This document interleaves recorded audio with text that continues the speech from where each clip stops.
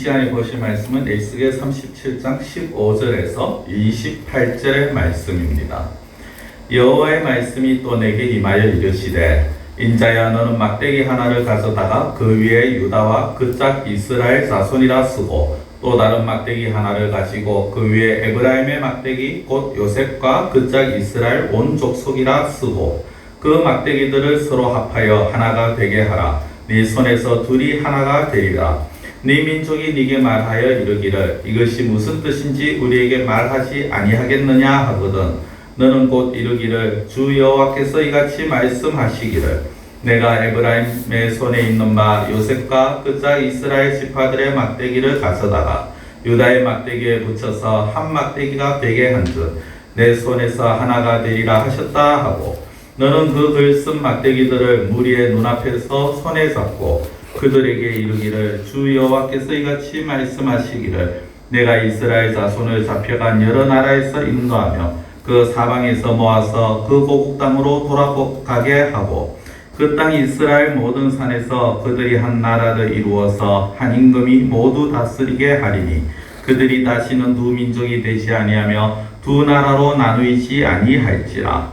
그들이 그 우상들과 그 가증한 물건과 그 모든 죄악으로 더 이상 자신들을 더럽히지 아니하리라.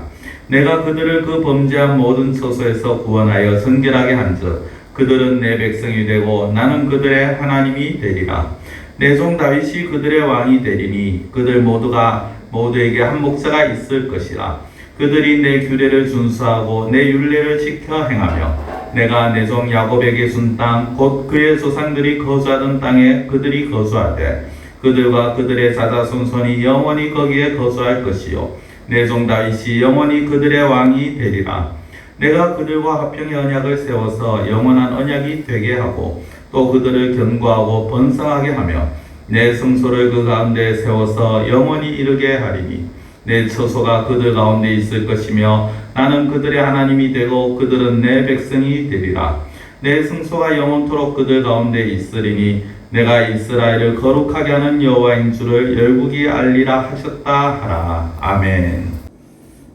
오늘 말씀은 하나되어 또는 연합이라는 그런 의미에서 말씀을 좀 보기를 원합니다. 오늘 하나님께서 에스겔에게 하나의 또 비유를 통하여서 또 이제 표적으로 말씀을 보여주십니다. 에스겔로 하여금 실제 나가서 실물 설교라고도 말을 하죠. 실제 나가서 어떤 실제 물건을 보여주고 그것을 어떤 행동을 통하여서 그렇게 하나님의 뜻을 전하게 하는 것입니다. 16절 이하의 그 내용이 나오는데 이런 겁니다. 막대기 하나를 가져다가 거기에 한쪽에는 유다와 그 짝 이스라엘 자손 즉 남유다를 말하는 것이고요.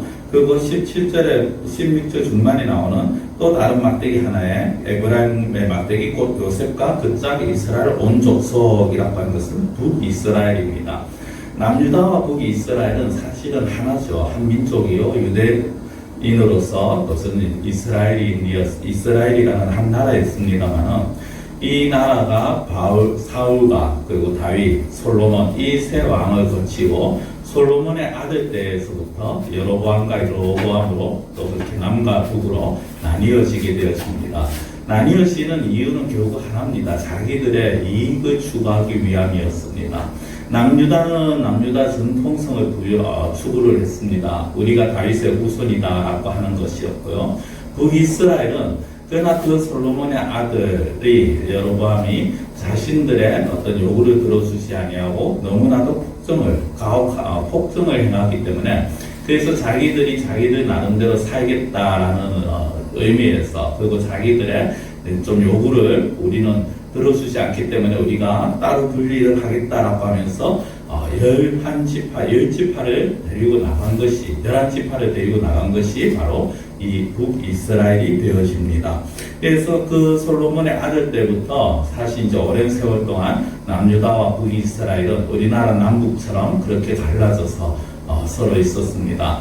때로는 서로가 한 마음이 되어서 주변 나라들에 방어를 하기도 하고 대치를 하기도 했지만 거의 상당 부분은 서로를 잡아먹는 서로에게 대적하는 그러한 관계로 지나게 됩니다.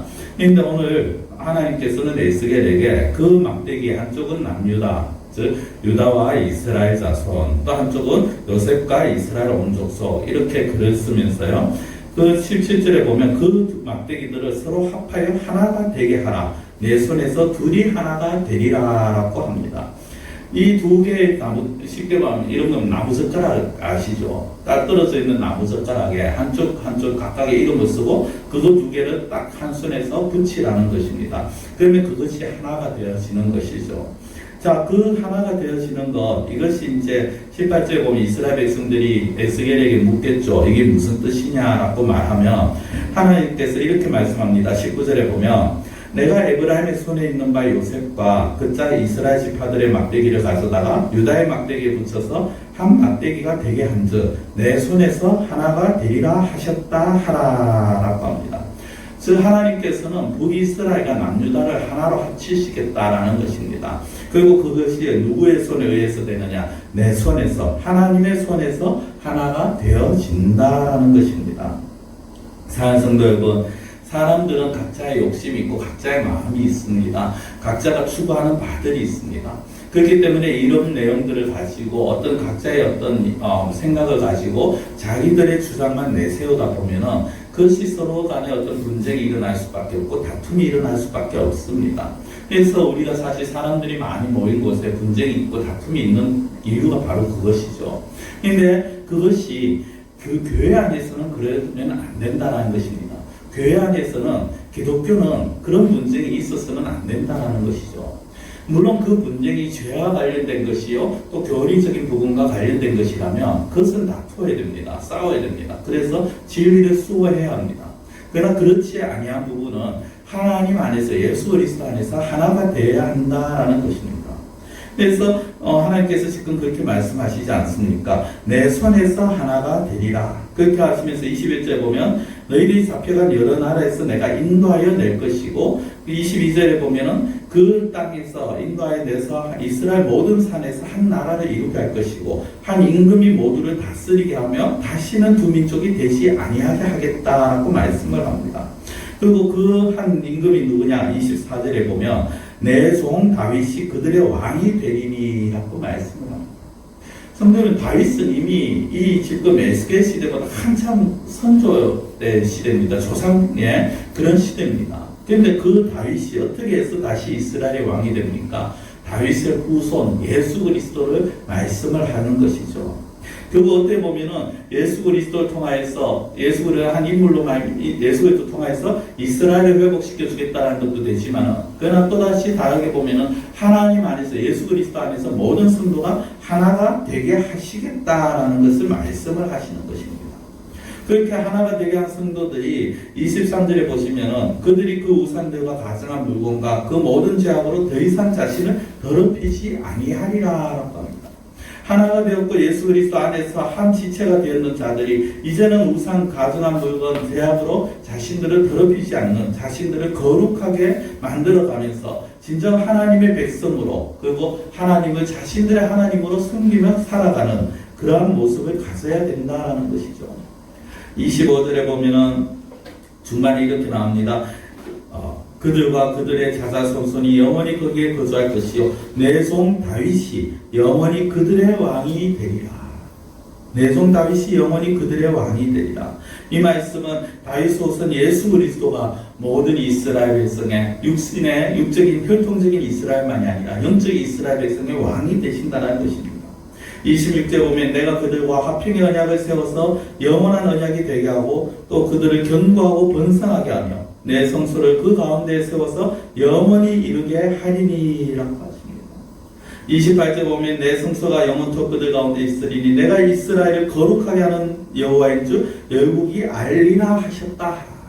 그럼 무엇입니까? 하나님께서 이스라엘, 새롭게 하나가 된 이스라엘, 새롭게 하나님께서 회복시켜준 그 이스라엘과 언약을 맺으시고 그 언약이 영원한 언약이 되게 하시고 그 언약을 통해서 이스라엘을 견고하고 번성하게 하시고 하나님의 성소, 하나님의 영원한 집, 하나님의 집을 그 가운데 세워서 영원히 있게 한다. 하나님의 백성들 사이에서 하나님이 영원히 함께 하시겠다라는 것입니다. 사랑하는 성도 여러분, 이 일이 하나님을 믿는 모든 자들에게 일어난 일입니다. 일어나야 될 일이 아니라 이미 일어난 일입니다. 우리는 하나 예수 그리스도 안에서 사실 모두가 한 지체입니다. 더 이상의 우리는 분쟁이 있을 수 없습니다. 자기의 생각과 맞지 않는다 해서, 자기 어떤 판단과 자기 어떤 의견과 맞지 않는다 해서 서로가 서로를 헐뜯고 물어뜯는 그런 몰아치는 그런 모습을 보여서는 되지 않는 것입니다. 우리는 하나가 되어야 합니다. 한 지체입니다. 더군다나 그리스도 안에서 하나님과 화평의 언약을 맺은 자들입니다. 화평의 언약이 무엇입니까? 예수 그리스도를 믿는 자들이 하나님의 자녀가 되게 하시겠다는 거죠. 요한복음 1장 12절 영접한 자고 그 이름을 믿는 자들에게는 하나님의 자녀가 되는 권세를 주셨으니, 하나님의 자녀, 영접한 자, 예수 그리스도를 믿고 영접한 자들에게는 하나님의 자녀가 되게 하시겠다는 그 화평의 언약, 그 언약이 우리에게 주어졌다라는 것입니다. 그리고 이제 우리는 그 언약을 붙들고 나아가야 되는 것입니다. 그 언약을 하나님께서는 영원한 언약이 되게 하셨습니다.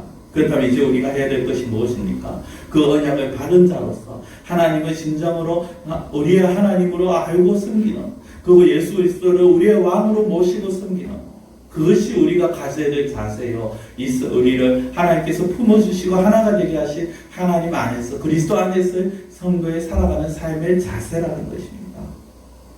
이스라엘의 목자가 되신 다윗의 후손 예수 그리스도, 하나님께서 그 예수 그리스도를 통해서 온 이스라엘을 하나로 만드셨습니다. 모든 하나님의 백성들을 한 지체로 하나님의 백성이라는 예수 그리스도 안에서 한 공동체로 묶으셨습니다. 이제 우리는 서로를 위해서 한 몸이라는 인식을 가지고 살아가며, 또한 특별히 우리에게 그 언약을 세우신, 새로운 언약을 주신 하나님을 우리가 바라보면서, 그 하나님을 언제 인정하면서 예수 그리스도 우리의 왕으로 모시고 살아가실 수 있는 그러한 우리의 삶이 되시기를 축원드립니다. 기도드리겠습니다. 사랑의 하나님 아버지, 이스라엘이 남북으로 갈라졌지만 하나님께서는 그들을 하나로 합치겠다라고 말씀하셨습니다. 이것이 구약시대의 일이만이 아니라 오늘날 우리들에게도 동일하게 적용되어지는 말씀인 줄 압니다.